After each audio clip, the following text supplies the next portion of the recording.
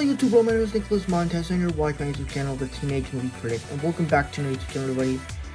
And today, we're going to be doing a ranking video of a video game franchise. This past weekend, Paramount Plus put out the Knuckles series, which is the third entry in the Sonic the Hedgehog franchise, with the first two films and this now series. And sooner we'll be getting Sonic the Hedgehog 3 later this year in December.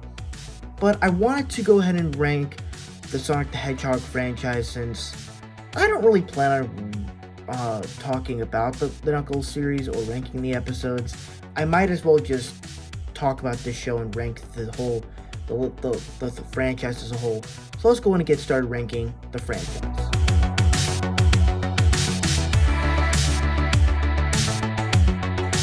And while this show is in last place, I would still say that it is a very good show. Obviously, it gives you what you expect from a Knuckles series.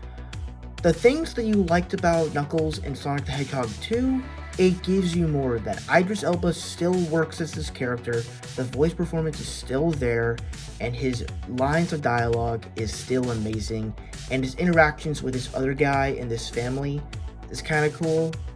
And honestly, I really enjoyed the first episode, where it's like he's trying to figure out like how to like live in a world or whatever, and all that. Another thing I really liked about this show was just a lot of the action sequences. I think that this might have some of the best action I've ever seen in the Sonic universe, really. And even that one action sequence, I would think it was like in episode 4 or whatever, and it was like having that round shot in the kitchen. Awesome, especially with the mom or whatever and that girl. That was awesome. However, the reason why this show's in last place is because I never really could care so much about Knuckles. And they keep focusing on this other guy that I don't really have any attachment to.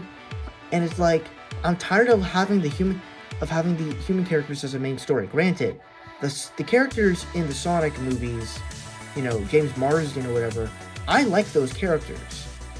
And I like that, Sonic 2 didn't deal too much with them. But it's a little disappointing, but I wasn't really expecting this show to be amazing. But I was expecting a good time, and that's exactly what it gave me.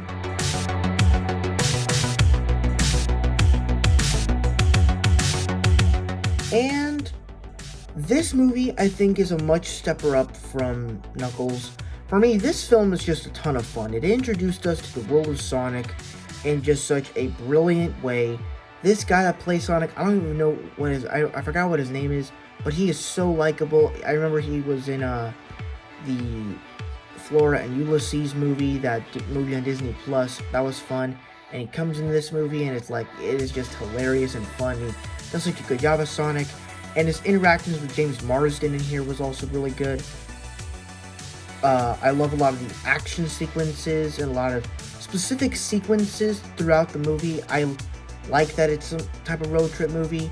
I think Jim Carrey is very fun in this movie, and in some ways you also do kind of have an emotional arc for Sonic in this movie.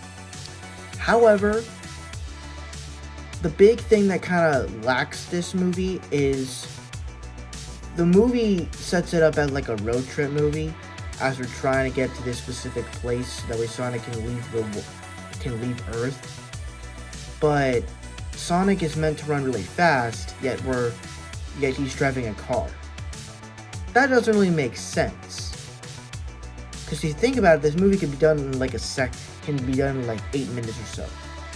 Also, not the biggest fan of the way they treat Jim Carrey's character, as he's like a guy of the government, and all his tech is like government sanctioned, and it's like, while his performance I still do really like, he doesn't look like he doesn't really look like Dr. Robotnik. He just feels like Jim Carrey.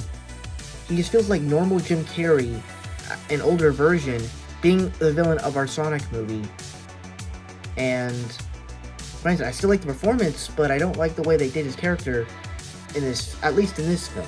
Overall, it's still a fun time and it's still rewatchable, but there is a better film than it.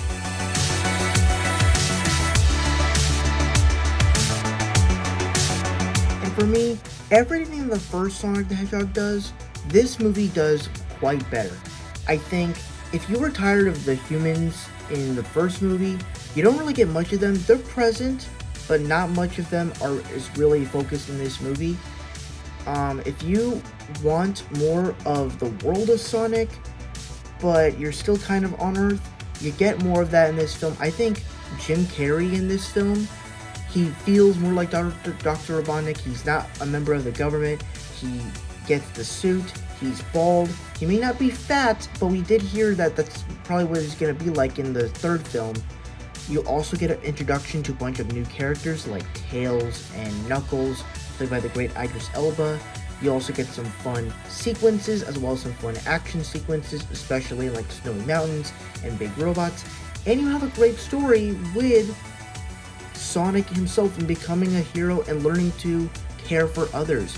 So it does everything that you want from a Sonic movie, but more of it, new characters, fun action, and heart. It's great, and that's why it's my favorite film of the Sonic franchise. Thank you so much for watching. I really hope you enjoyed. If you would like, comment, and subscribe, and I'll see you guys in the next video. Bye bye.